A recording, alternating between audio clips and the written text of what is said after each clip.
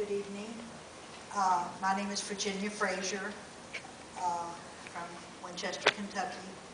Those of you who know me at all know that my name is Jenny May, or Jenny. Uncle Dutch always referred to me to. I just want to say, if the Lord has made you free, you're free indeed. Many of you know that Aunt Avalee, as we called her, Jean, took my sister and my brother and myself in to their home. I think I was 12 to 13 years old. It's hard to remember back. But took us into their home when we were left alone. And they got custody of us and saw us all through high school. And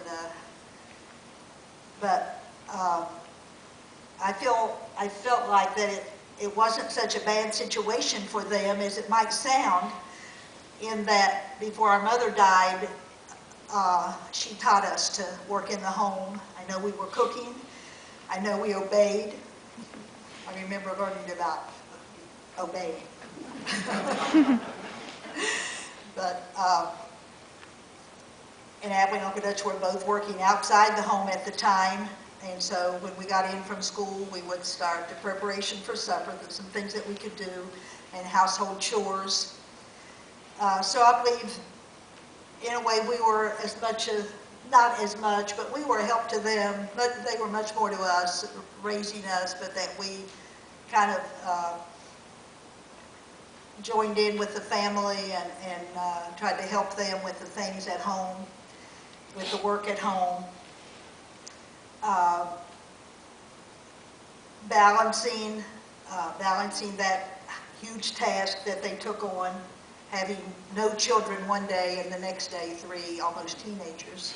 You can imagine that. My mother's family has always been close, and all lived in Hurricane, West Virginia. So you've heard of that. Some people know where it's at. And we saw each other often, so we had close ties with each other. And I'm sure, as you came to know, Uncle Dutch was usually the life of the party. We had lots of good times together with him and Aunt Avalee.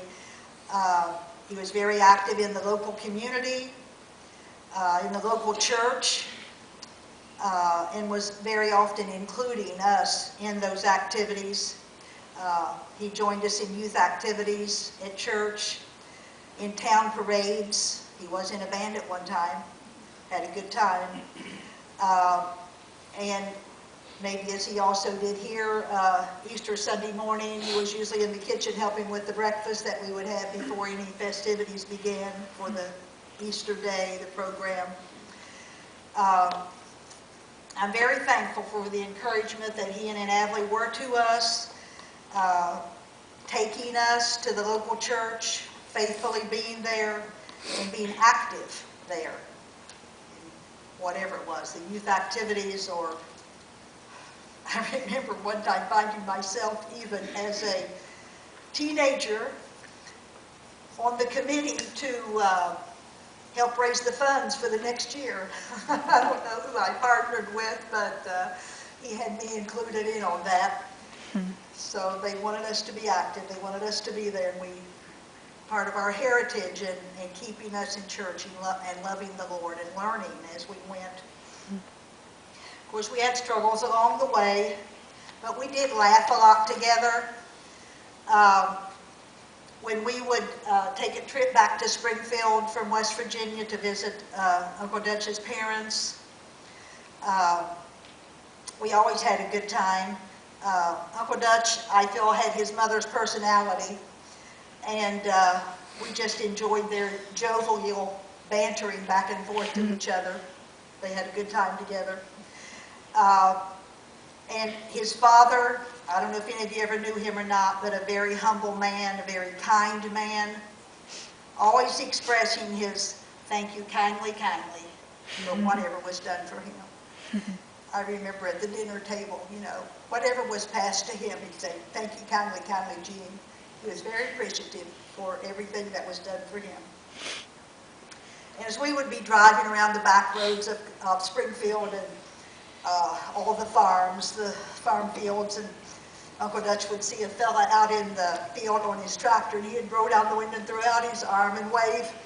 And he would say to us, "I know that guy. We went to different schools together." Of course, we just broke up laughing. You know, it was just, as you know, a lot of one-liners, a lot of laughing. We just had a lot of good times together.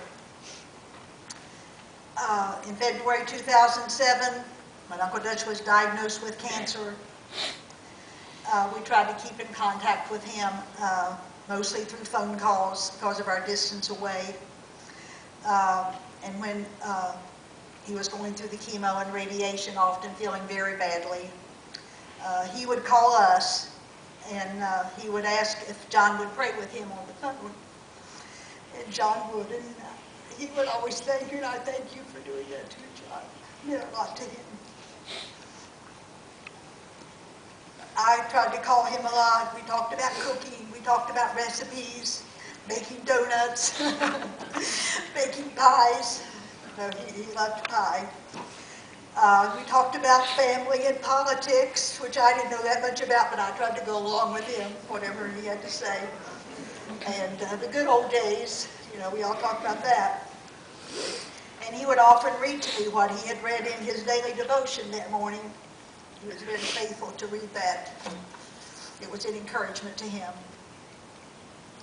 I am thankful that he had the blessed hope within himself of knowing that heaven was his eternal home. Amen. He was not afraid to die. He said to me several times, I tell the Lord every morning, "Lord, I'm ready if you're ready for me." So now we believe that he is in that land that is fairer than day. He no longer seeing it by faith but by sight. The Father was waiting for him and has given him that dwelling place that he had promised him. And so in the sweet by and by, we shall meet him there again too, on that beautiful shore. Amen. Thank you all so much for all you did for Uncle Dutch. I know he mentioned so many times of all the food that was brought in, house cleaning, errands, just whatever was done. We really thank you, and I know it took a lot of patience and love on your part, and we thank you for that. Amen. Thank you.